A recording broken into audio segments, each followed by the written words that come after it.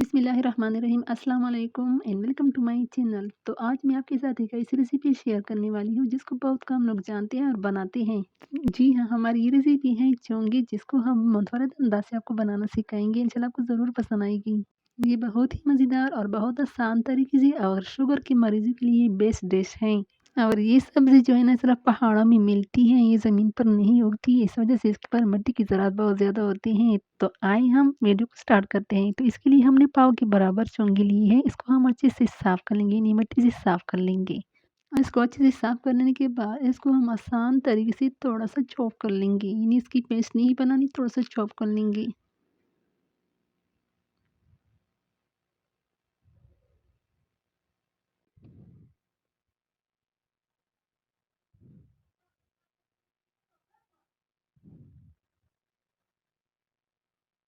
ये देखिए, हमने इसको मोटा-मोटा चॉप कर लिया है। अच्छे से चॉप कर लेने के बाद हम इसको एक साफ बर्तन में डालेंगे। प्लेट में डालने के बाद हम इसको अच्छे से मिलाएँगे और फिर बारी है नमक की। हम इसके ऊपर नमक डालेंगे, क्योंकि नमक जो है ना, इसकी कड़वाहट दूर करता है। नमक डालने के बाद हम इसको तकरीबन 1 घंटे के लिए इसके ऊपर कवर रखकर रख देंगे।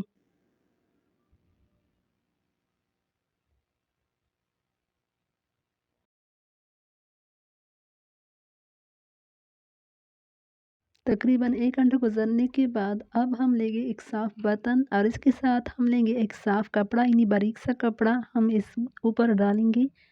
और फिर इस कपड़े के ऊपर हम चोंगे डालेंगे और फिर इसके ऊपर पानी डालकर इसको अच्छे से प्रेस कर लेंगे, ताकि इसकी कड़वाहट दूर हो जाए, क्योंकि चोंगे में कड़वाहट बहुत ज़्यादा होती है, तो नमक की वजह से इसकी कड़वाहट दूर हो जाती है। अब हम इस कपड़े को अच्छे से प्रेस कर लेंगे और फिर इसका सारा का सारी इन्हीं कड़वाहट वाला पानी इनसे निकल आएगा।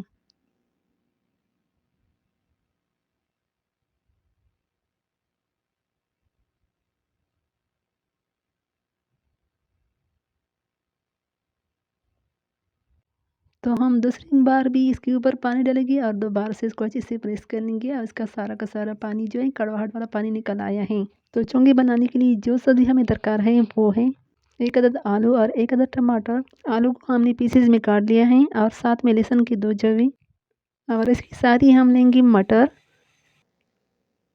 और इसके साथ ही हम लेंगे चिकन पीसेज़, जिसको हमने पीसेज़ में काट लिए हैं और एक बड़े साइज़ का प्याज़, जिसको हमने बारीक-बारीक काट लिए हैं और एक साथ है 1 ग्रीन चिली। तो आइए अब हम इसको बनाना स्टार्ट करते हैं। तो इसके लिए हमने हांडी को चूल्हे पे चढ़ाया है और साथ में हम इसमें डालेंगे 1 कप के बराबर ऑयल। आप इसमें घी भी डाल सकती हो। ऑयल जब थोड़ा-सा गर्म हो जाए तो हम इसमें चिकन पीसेस डालेंगे और इसमें इसको अच्छे से फ्राई कर लेंगे। और इसके साथ ही हम इसमें थोड़ा-सा नमक मिलाएँगे, ताकि नमक का जायका भी गोश्त में चला जाए।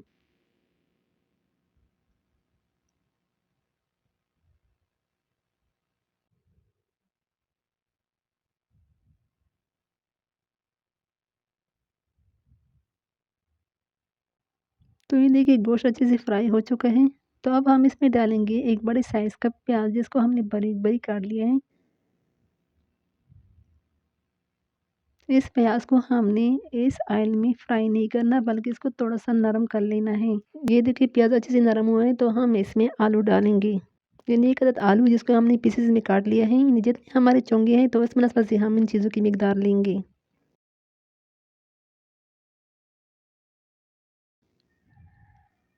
और तकरीबन 5 मिनट के लिए इस आलू को इस ऑयल में पकाएँगे।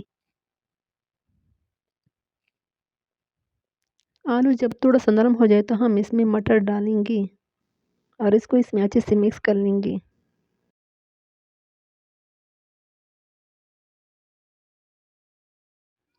इन सारे अज़ा को अच्छे से मिक्स करने के बाद अब हम इसमें डालेंगे चोंगे और साथ में हम डालेंगे थोड़ा-सा लहसुन, 1 अदद हरी मिर्च और जायके के लिए हम इसमें डालेंगे 1 चम्मच के बराबर ड्राई धनिया। और अब इन सारे अज़ा को अच्छे से मिक्स कर लेंगे और चोंगे को इस मिक्स सब्ज़ी में अच्छे से फ्राई कर लेंगे। अच्छे से फ्राई कर लेने के बाद सबसे आखिर में हम इसमें 1 अदद टमाटर डालेंगे।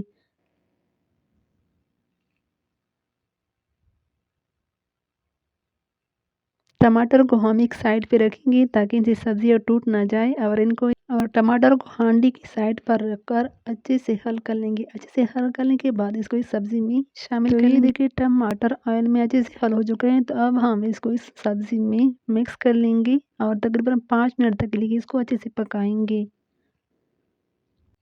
5 मिनट पकने के बाद हमारी सब्ज़ी बिल्कुल ही तैयार है। तो कैसी लगी आपको हमारी रेसिपी? अगर आपको हमारी रेसिपी अच्छी लगी हो तो हमारे चैनल को लाइक, सब्सक्राइब और अपने दोस्तों के साथ शेयर ज़रूर कर लेना। तो इंशाल्लाह आपको इस तरीके से बनाई हुई चिंगी ज़रूर पसंद आएंगी। तो अपना बहुत सारा ख्याल रखें और हमें दुआ में याद रखें। तो इंशाल्लाह हम फिर हाजिर होंगे बहुत ही मज़ेदार और आसान सी रेसिपी के साथ। और इसके साथ ही आपके देखने का बहुत बहुत शुक्रिया।